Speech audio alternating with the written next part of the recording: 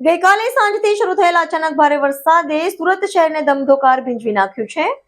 થોડા કલાકોમાં જ શહેરના મોટા ભાગના વિસ્તારોમાં પાણી ભરાઈ જતા જનજીવન અસ્તવ્યસ્ત બની ગયું હતું. ગઈકાલે સાંજથી શરૂ થયેલા અચાનક ભારે વરસાદે સુરત શહેરને ધમાકેદાર ભીંજવી નાખ્યું છે. થોડા કલાકોમાં શહેરના મોટાભાગના વિસ્તારોમાં પાણી ભરાઈ જતા જનજીવન પ્રભાવિત થયું છે. વરસાદના કારણે શહેરની અનેક મુખ્ય સડકો ઉપર પાણી ફરી વળ્યું હતું, જેના લીધે વાહન વ્યવહાર ઠપ થઈ ગયો. ખાસ કરીને સવારે ઓફિસ અને શાળાએ જવાના સમયે લોકોને ભારે મુશ્કેલીઓનો સામનો કરવો પડ્યો.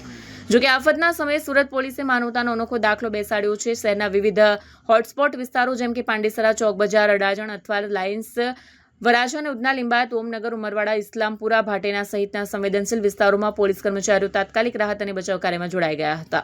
પોલીસ દ્વારા ખાસ રેસ્ક્યુ ટીમો બનાવવામાં આવી, જેમણે પાણીમાં ફસાયેલા વૃદ્ધો, બાળકો અને મહિલાઓને સુરક્ષિત બહાર કાઢ્યા. ઘણી જગ્યાએ પોલીસે પોતાના ખભા પર બાળકોને ઉપાડી અને વૃદ્ધોને હાથ આપીને સલામત સ્થળે પહોંચાડ્યા. સ્થાનિક લોકોએ પોલીસના સ્વયંસેવી અને માનવતાભર્યા પ્રયાસોની ખુલ્લા દિલથી પ્રશંસા કરી છે. હવામાન વિભાગે આગામી 24 કલાકમાં પણ હળવાથી મધ્યમ વરસાદની આગાહી વ્યક્ત કરી છે.